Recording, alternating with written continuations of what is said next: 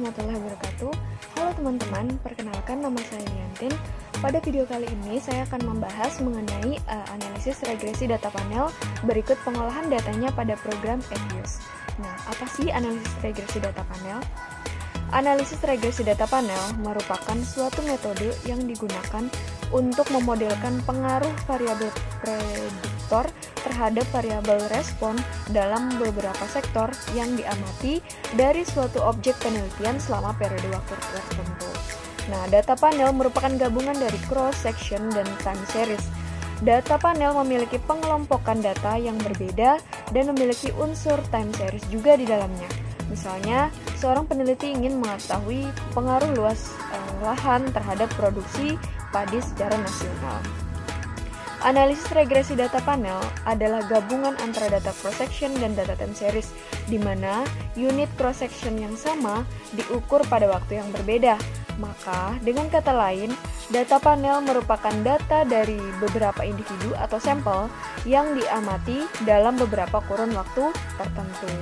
Nah, adapun model regresi data panel yang pertama yaitu ada Common Effects Model atau Pooled Least Square atau PLS. Nah, Common Effect Model ini merupakan pendekatan model data panel yang paling sederhana karena hanya mengkombinasikan data time series dan cross section.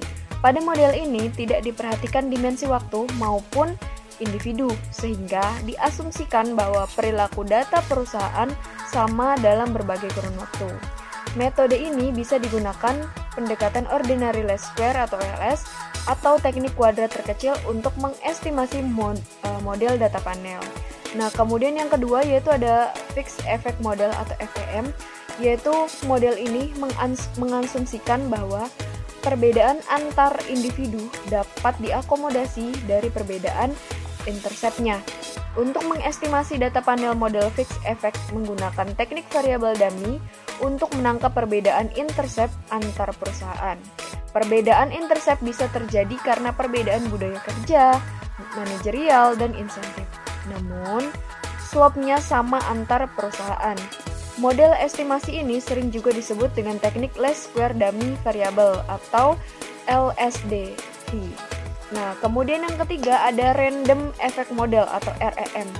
Model ini akan mengestimasi data panel di mana variabel gangguan mungkin saling berhubungan antar waktu atau antar individu. Pada model random effect, perbedaan intercept akomodasi oleh error terms masing-masing perusahaan. Keuntungan menggunakan model random effect ini yakni menghilangkan heteroskedastisitas. Model ini juga disebut dengan Error Component Model atau ECM atau teknik Generalized Least Square atau GLS. Oke, langsung saja kita ke tutorial pengolahan datanya. Jadi di sini saya ada contoh judul penelitian yaitu ada pengaruh size, return on asset, debt to asset ratio, kemudian non-performing financing, dan penerbitan sukuk terhadap pengungkapan Islamic Social Reporting pada perbankan syariah di Indonesia tahun 2012 dan juga 2016. Nah, kita langsung saja ke pengolahan datanya. Jadi pertama kita mau buka EViews-nya. Nah, di sini saya sudah menyiapkan data yang akan kita olah ke dalam program EViews. Di sini ada data size, kemudian ROA, kemudian ada data DAR, kemudian NPF, sukuk, dan juga ISR. Nah, data ini akan kita olah di EViews. Kita buka program EViews-nya, kemudian kita klik file, kemudian new, kemudian work file. Nah, kemudian di work file struktur tipe kita pilih balance panel, kemudian yang panel spesifikasinya annual, start data 2012, end data 2016, kemudian number of cross-nya itu 9, kemudian work file kita beri nama data panel, kemudian klik OK. Nah, sudah muncul seperti ini, kemudian kita klik objek, kemudian new object, kemudian kita pilih series, terus name of objeknya kita tulis size. Nah, kemudian kita klik OK. Nah, akan muncul seperti ini. Kemudian kita klik size-nya. Nah, akan muncul tampilan seperti ini. Kita klik edit plus. Kemudian kita copy data yang tadi sudah kita siapkan di Excel. Size-nya kita copy. Kemudian kita paste di program Evious. Nah, oke. Kemudian kita lakukan langkah yang sama untuk yang selanjutnya, yaitu klik object, new object. Kemudian name for objectnya kita ubah menjadi ROA. Kemudian klik OK. Kemudian akan muncul tampilan seperti ini. Kita klik bawahnya. Nah, kita klik edit file, kemudian kita copy data yang ada di Excel kita semuanya, kemudian kita paste di program Evious-nya. Oke, kita lakukan langkah yang sama untuk yang berikutnya, yaitu klik object, new object, kemudian kita ganti name for objectnya menjadi dar. Kemudian kita klik OK, kemudian kita buka darnya, kemudian kita klik edit plus, kemudian kita copy data yang sudah kita siapkan di Excel. Nah, kemudian kita paste ke program Evious-nya. Kita lakukan langkah yang sama untuk berikutnya, objek, new object, kita ganti menjadi NPF. Kemudian kita klik OK. Nah, kita klik NPF-nya, kita buka data yang ada di Excel kita klik edit plus, kita copy NPF. Kita buat dulu, copy, kemudian kita paste di program Evious kita. Kita lakukan langkah yang sama, klik object, new object, kemudian kita ganti menjadi suku, kemudian klik OK. Nah, kita buka sukuknya, kita klik edit plus, kita buka Excelnya, copy sukuknya, kemudian kita lihat dulu, kita copy, kemudian kita paste di program Evious-nya. Nah, oke, kita lakukan langkah yang sama untuk yang berikutnya, klik object, new object. Nah, kemudian kita tulis ISR, kemudian kita klik OK, kita buka, kemudian edit plus, kemudian kita copy data yang ada di Excel kita semuanya, kemudian kita paste di program Evious kita. Nah, akan muncul tampilan seperti ini. Oke, yang selanjutnya kita akan melakukan analisis statistik deskriptif. Jadi peneliti mendeskripsikan analisis data dalam perhitungan statistik melalui nilai mean, median, maksimum, kemudian minimum, standard deviation, sweetness, squeakiness, kurtosis, dan Jar-Wigbera.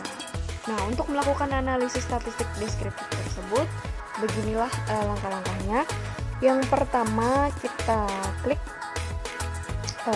quick, kemudian kita pilih grup statistik, kemudian kita pilih deskriptif statistik, kemudian kita pilih common sample. Nah, setelah muncul series listnya seperti ini, kita tulis ISR, kemudian size, suku, NPF, ROA, dan juga DA bar. Oke, kita ketik dulu.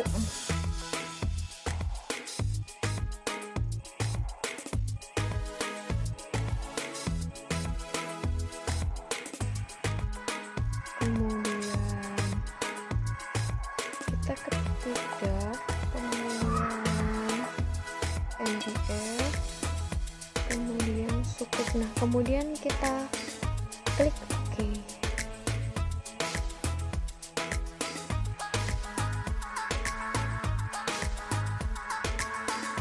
Nah, akan muncul hasil output seperti ini. Jadi pada tabel tersebut ini dijelaskan bahwa jumlah data observation yang digunakan dalam penelitian ini sebanyak 75 data. Jadi mean adalah rata-rata data diperoleh dengan menjumlahkan seluruh data dan membaginya dengan cacah data.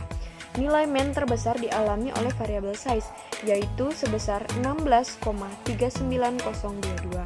Sementara ROA memiliki nilai mean terkecil, yaitu sebesar 0,013160. Median adalah nilai tengah atau rata-rata dua nilai tengah bila datanya genap. Bila datanya diurutkan dari yang terkecil hingga yang terbesar.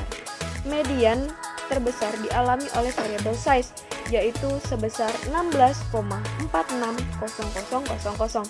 Sementara variabel sukuk memiliki median terkecil, yaitu sebesar 0,000000. Kemudian yang selanjutnya yaitu maksimum. Maksimum adalah nilai paling besar dari data. Maksimum terbesar dialami oleh variabel size, yaitu sebesar 18,18000. Sementara variabel ROA memiliki maksimum terkecil, yaitu sebesar 0,038100. Kemudian yang selanjutnya yaitu ada maksimum. Ada minimum. Minimum adalah nilai paling kecil dari data. Minimum terbesar dialami oleh variabel size, yaitu sebesar 14,29000. Sementara variabel sukuk memiliki minimum terkecil, yaitu sebesar 0,000000. Kemudian yang selanjutnya yaitu ada standard deviation, yang merupakan ukuran dispersi atau penyebaran data. Nilai standard deviation terbesar dialami oleh variabel size, yaitu sebesar 1,075476, yang berarti bahwa variabel LDR memiliki tingkat resiko yang lebih tinggi mengalami perubahan dibandingkan dengan variabel-variabel yang lain selama periode penelitian. Sementara variabel ROA mempunyai tingkat resiko yang paling rendah, yaitu sebesar 0,010404.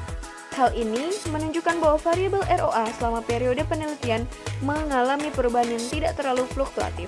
Kemudian ada skewness, adalah ukuran asimetri distribusi data di sekitar mean. Skewness dari suatu distribusi simetris atau distribusi normal adalah 0. Positif skewness menunjukkan bahwa distribusi datanya memiliki ekor panjang di sisi kanan dan negatif skewness memiliki ekor panjang di sisi kiri. Untuk variabel DAR dan sukuk memiliki nilai di atas 0, yang berarti bahwa asimetri distribusi data di sekitar mean tidak normal. Sedangkan variabel ISR, size, ROA, dan NPF memiliki nilai di sekitar 0, yang berarti bahwa asimetri distribusi data di sekitar mean bersifat normal.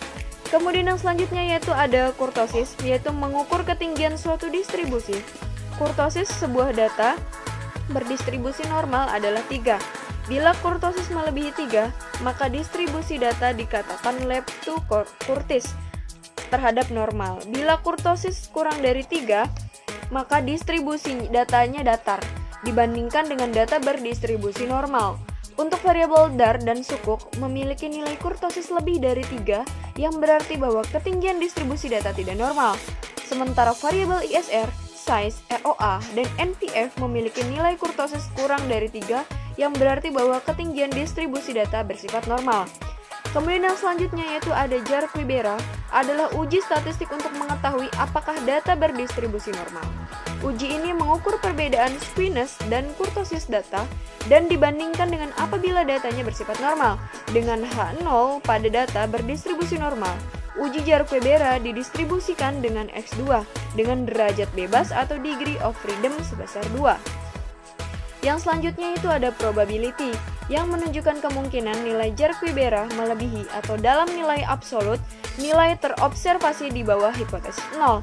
Nilai probabilitas yang kecil cenderung mengarahkan pada penolakan hipotesis 0 berdistribusi normal.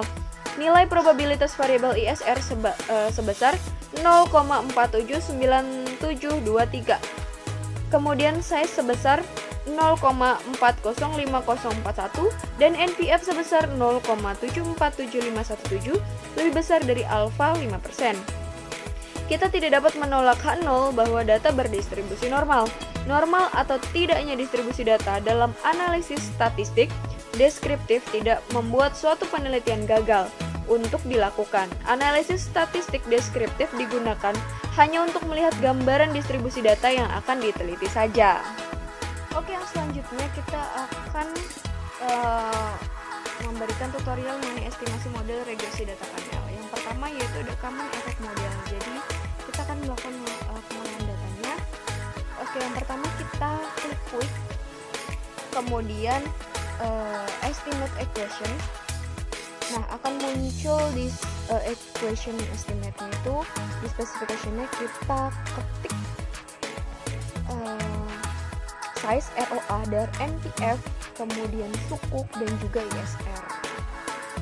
Nah, di metodenya itu ls, kemudian kita ke data, ke panel option. Nah, cross sectionnya kita pastikan none, kemudian kita klik OK.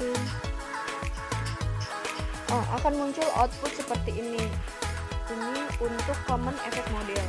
Nah, yang selanjutnya kita akan ke fixed effect model, yaitu kita ketik estimate, kemudian kita langsung ke panel optionnya kita ganti menjadi fix.